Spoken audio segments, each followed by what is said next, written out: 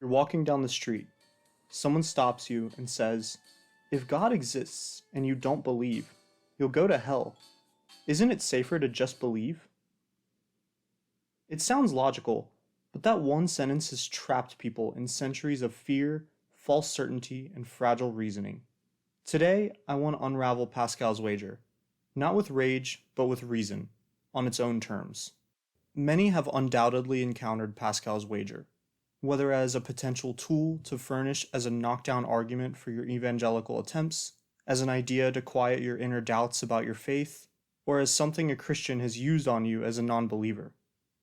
Despite the wager's philosophical doubtability, it still enjoys a privileged position in the canon of apologetics, or evangelism, because of its simplicity and seeming elegance. In my view, Pascal's wager is an overly simplified tool that falls apart after the introduction of nearly any complication thrown at it. These complications do not need to be deep or philosophical. In fact, they strike me as just intuitive next questions. So really, I want to assume the simplicity of the framework for Pascal's wager and show that with just one or two added, but still simple layers, the implications of the argument can easily change. I will be thinking and representing the argument using the tools of game theory. For this to work, we have to think of the possible states of the world almost as strategies of reality, and then we can find our own best responses. After an introduction to the wager itself, I'll begin presenting more layers that I think aren't too drastic of extensions to the initial argument. For the first few, I will show numerical payoffs, just to illustrate concretely that the implication of the argument flips. From then on, I will mostly abandon the numerical analyses in order to keep the focus on the overall argument. The numbers will mostly be chosen according to my own personal preferences, but also for generosity to the wager itself. This will become more clear as I begin. Additionally, while these complications will be presented individually for the most part, the intention is that you are aware that these can all be compounded.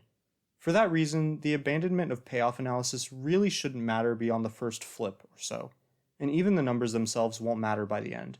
My goal here really is that you don't fall victim to the superficial nature of the argument, whether or not you are religious. The world isn't so simple for you to gamble your life away on a banal argument. With that said, let's move into the logic of Pascal's wager. Pascal's wager is a probabilistic argument at heart. It presents itself as such. There are two possibilities regarding God. Either God exists or God does not exist.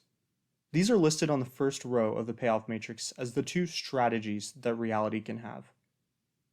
Simultaneously, one has two possible choices, or strategies in life.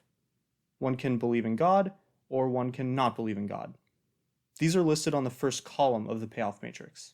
Where these rows and columns intersect will be listed the personal outcomes for your choices given the state of God's existence. If you choose not to believe and God doesn't exist, when you die, your self ends and you obtain oblivion. Thus, you get nothing. Choose not to believe and God does exist, you are condemned to hell for eternity.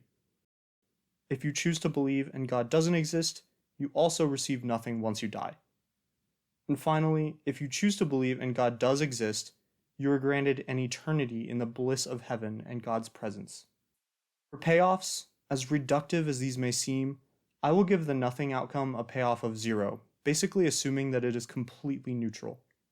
For hell and heaven, I assume that they are symmetric in magnitude but opposite signed. The pleasure of heaven is as intense as the pain of hell. I assume the probabilities regarding God's existence are equal. God exists with probability 1/2 and doesn't exist with probability 1/2. Calculating the value of disbelief, we get 0 with probability 1/2 and -10 with probability 1/2. This comes out to an expected value of -5. For the value of belief, we get 0 with probability 1/2 and 10 with probability 1/2. This comes out to an expected value of 5.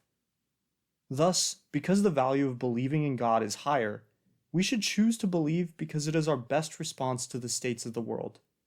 On a simpler level, believing can lead only to neutral or good outcomes, whereas not believing can only lead to neutral or bad outcomes. Believing, then, fully eliminates the possibility of the bad outcome. This is the logic of Pascal's wager in its basic form. Seems pretty convincing, right? Well, this logic really only accounts for the afterlife, but more is impacted by your choice than just your post-death status. Believing in God qualitatively changes your behavior. You have to restrict yourself, live according to Christian moral principles, etc. Not believing, however, means you live a life of relative freedom. I approach this next complication from my perspective, the perspective of a non-believer who enjoys their life and is loss-averse. Thus, the pain of losing their lifestyle is greater than the reward from keeping it. Not believing and God not existing, we get nothing after death, but get to continue enjoying our current lifestyle until then. I give it a point value of 4. Again, these are relatively arbitrary. A similar logic applies here when you don't believe and God does exist, except we end up going to hell. Perhaps enjoying your life blunts the overall pain somewhat, so I give it a point value of -8. For belief, with God not existing, we restrict our behavior to live a Christian life, but are met with oblivion afterwards. Thus, from the principle of loss aversion, we lose our current lifestyle. I give it a point value of -6. One could protest that the reference value should really be 0 for continuing the current life. However, I see it as getting the rest of your life as a benefit. Now, I give a true belief in God 9 points. We also keep the same probabilities. Looking at the value of disbelief, we multiply 4 and -8 by 1/2 and sum them. This gets us a value of -2. For the value of belief, we have -6 with 1/2 chance and 9 with 1/2 chance. This comes out to a value of 3/2. So with these numbers, it seems that even incorporating life choices allows Pascal's wager to retain some of its force. Not for long. Let's see how it holds up if we add a further complication. The way that Pascal's wager is generally presented is as if the decision needs to be made the second that you hear it. In this way, it pretends the problem and its values are fully static. But let's introduce a dynamic element. Like good, rational people, we listen to the wager but decide to take some time to think and investigate. We think about how life choices would impact the decision and still see that it holds force. But then it strikes you that those probabilities were awfully arbitrary. 1/2 and 1/2 is just a convenient split. So you decide to read a couple books, maybe some William Lane Craig, maybe some Bart Ehrman, etc. You, like a good Bayesian, adjust your probability distribution given the new evidence. You now assess God's existence given the evidence as being probable at 1/4, and God not existing at 3/4. Now, reprinting the same table from before, but with these updated probabilities, we see that the value of disbelief is at 1, and the value of belief is at -9/2. So with just 2 complications and this set of numbers, we have flipped the implication of Pascal's wager. It is now better to not believe, and believe me, we aren't even close to being done. But let's go back to before the updated probabilities. You're almost convinced by the argument, but you decide to think about it one more time, and you realize that believing may actually be harder than it sounds on the surface. Can you choose to believe in something that you otherwise haven't yet? More seriously, can you truly do something like live a life of submission to God based on what is essentially a self-interested argument? Does cost-benefit analysis really lead to meaningful belief in a deity? It might be hard to sustain a long-term successful belief even if you are able to change your mind. Some may push back by saying that by going through the motions of religion, like prayer or church attendance, one may be able to develop genuine religion. While this could be true in some cases, the number of people who lead and develop religious practices, like priests or theologians, who also secretly don't believe, is high enough that I don't think it can be a guarantee. Now, with that said, let's introduce a little bit of uncertainty into whether or not you successfully believe or achieve salvation. If you choose to believe, the probability that you are successful is 2/3, and thus the probability that you're unsuccessful is 1/3, so you're more likely to be successful. In the God exists column from before, we split it into 2 cases where you successfully believe and you don't. God exists and you are successful. This happens now with probability 1/3. The outcome is the same as before. However, if you try to believe God exists but you're unsuccessful, you go to hell and you restrict your behavior. From the POV of a loss-averse non-believer, this would be the worst possible outcome, and I penalize it heavily with a value of negative 18, perhaps also reflecting a feeling of failure, like how the person in second place in a race is less satisfied than the person in third, because they were almost there. Calculating our values of belief and disbelief, we get negative 2 and negative 3 respectively, again showing a flip in the implication of Pascal's wager. Now, I want to reiterate here that really the numbers reflect my own personal evaluations and were also implemented to be illustrative. The point of these last few exercises was merely to show that under certain assumptions and payoffs, while still, I believe, being probabilistically generous, the implications of the wager flip. Going forward, I won't be providing numbers anymore outside of the first payoffs for simplicity's sake, because the flipping point has been shown. Though, as we go forward and I introduce more and more cases, it could be good to keep in mind some vague numbers, but also keep in mind that really, these cases are not individual complications. They should connect with each other. Let's say you accept the wager once again that you should become a Christian. Most people would likely convert to the religion of their evangelist at hand, but there really is no real reason to do this other than expediency and comfort. So what denomination should you join? In some ways, this might seem like a meaningless point, but many denominations have beliefs that differ enough to where they might refer to each other as heresies. Issues surrounding the historicity and authenticity of Scripture, structure of salvation, what counts as sin, like views on homosexuality, etc., have led some to theorize that other denominational members wouldn't even be saved. To illustrate this, let's say there are n distinct denominations at play, meaning each of them would be truly heretical to the other, and salvation in one means no salvation in the other. It could be general groupings, like Protestant versus Catholic, or including more specificity. Regardless, there are n of them. God exists with probability 1/2, but each denomination, when God exists, only accurately captures his nature with probability 1/2n. Suddenly, the chart isn't a simple 2 by 2 grid, it's a larger n+1 by n+1 matrix. The decision suddenly is much, much, much less clear. Say you've had a bad day, and this evangelist approaches you as you're walking out of your office, and you just want to annoy them. After they say their piece, you get an idea. You decide to flip the argument back on them. You think of a religion with a similar reward-punishment afterlife structure. I chose Islam here because of the way evangelicals tend to feel towards that religion, but any would suffice really. And you repeat the argument back to them in the exact same way. Following the same logic, they should switch religions. The argument falls apart once again. The obvious implication of the fact that this argument justifies belief in many religions is that there's no reason when Pascal's wager is presented to you that you must follow its logic to Christianity.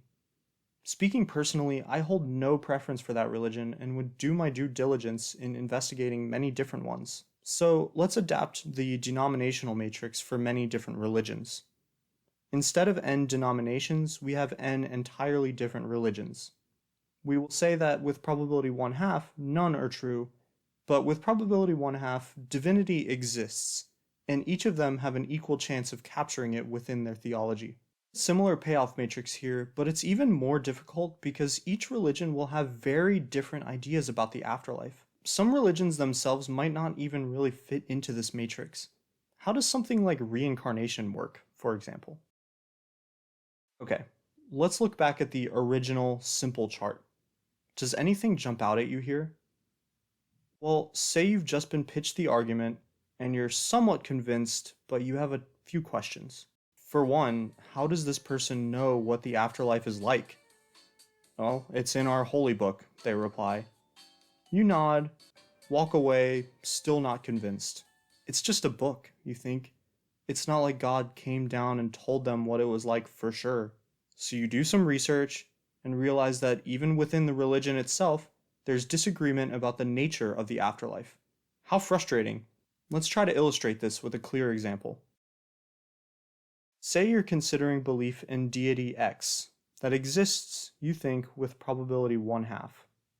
However, you don't fully know what version of that deity's afterlife actually exists.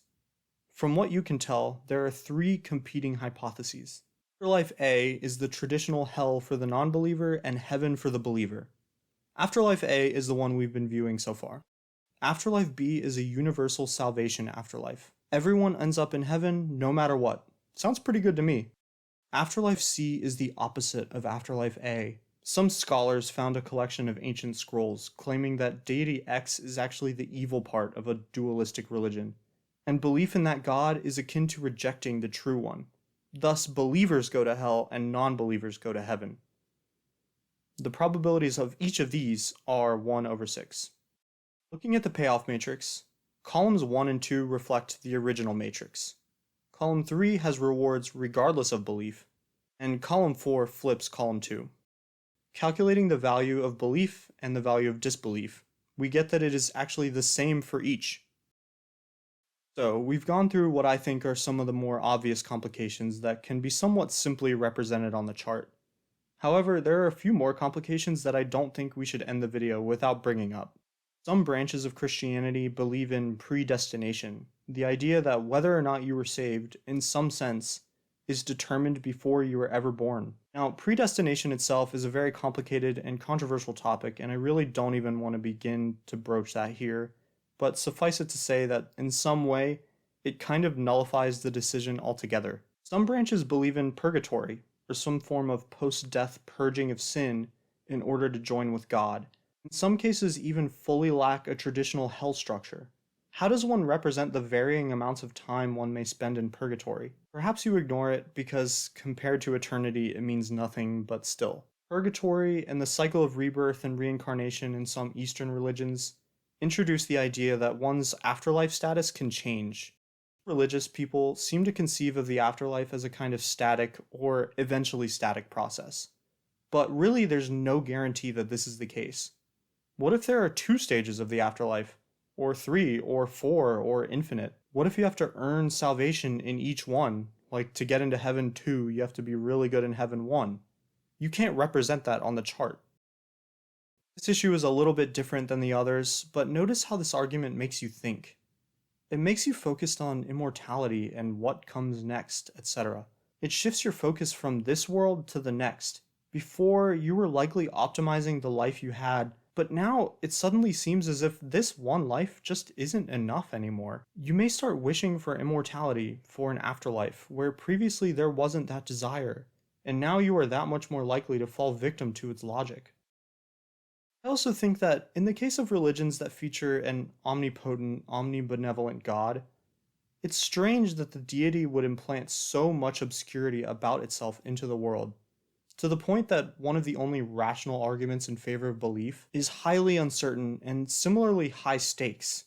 If anybody else tried to test us like this with even a fraction of these stakes, we would rightfully reject that person as immoral and coercive. And finally, the true problem here is a category error. In making a probabilistic argument about God, the afterlife, and belief, there is a recognition that these things are uncertain. However, that doesn't mean they are probabilistic. Any choice of probabilities here is completely arbitrary in the sense that all of them are false. These things are beyond logic, experience, intuition, and empiricism. This is really the problem with the argument in general. It tries to Frankenstein what is an incredibly complex, meaningful, somewhat irrational decision into a simple, calculational, rational, and reductive framework. Now, models can be built to illustrate the world all the time, and those by necessity are simpler than the actual process or phenomenon. But what differentiates a good model from a bad one is that a good model is adaptable to new pieces of information, new dimensions, while a bad model is too fragile and fails upon contact with something fresh. Pascal's wager is a bad model, and I sincerely hope you're able to see past its simple logic and think a little bit more deeply before you do anything. Thank you for watching. I hope the video was interesting to you. Please comment what you think and any objections you may or may not have, or just general thoughts. I always love to read them. Otherwise, engage with the video however you may want. If you like videos like this, I would heavily encourage a subscription. That's it. Have a nice day.